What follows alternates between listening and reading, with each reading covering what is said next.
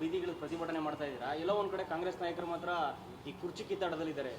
ಅಂತ ಕುರ್ಚಿ ಕಿತ್ತಾಟದಲ್ಲಿರ್ತಕ್ಕಂಥ ನುಸಿ ಸಚಿವ, ಆ ಕೃಷಿ ಸಚಿವನು ಆ ಕಿತ್ತಾಟದಲ್ಲಿ ಅವನು ಒಂದು ಕುರ್ಚಿ ಕಾಲಿಡ್ಕೊಂಡು ನಿಂತಾನೆ.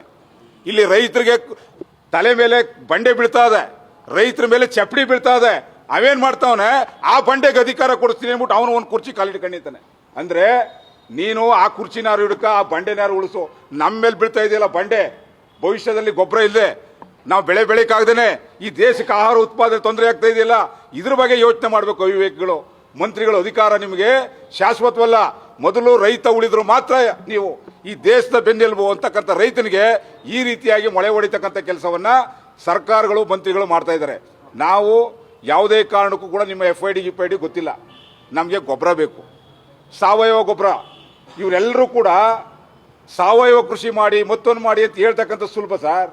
ಆದರೆ ಆ ಕೃಷಿಗೆ ಹೊಂದಾಣಿಕೆ ಮಾಡ್ಕೊಳ್ತಕ್ಕಂಥದ್ದು ನಮಗೆ ಸಮಸ್ಯೆ ಆಗ್ತಾ ಇದೆ.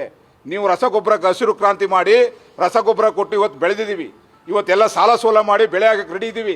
ರಸಗೊಬ್ಬರನೇ ಇಲ್ಲ ಅಂತ ಹೇಳಿದ್ರೆ ನಾವೇನು ವ್ಯವಸಾಯ ಮಾಡೋದು? ಏನು ವ್ಯವಸಾಯ ಮಾಡೋದು ನಾವು? ಆ ಕಾರಣಕ್ಕಾಗಿ ಯಾವುದೇ ಕಾರಣಕ್ಕೂ ರಸಗೊಬ್ಬರ ಪೂರೈಕೆಯಲ್ಲಿ ವ್ಯತ್ಯಯ ಆಗಬಾರ್ದು. ಆಯಿತು ಅಂತ ಹೇಳಿದ್ರೆ ಮಂತ್ರಿಗಳು MLAಗಳನ್ನ ತಿರುಗಾಡಲಿಕ್ಕೆ ಬಿಡೋದಿಲ್ಲ.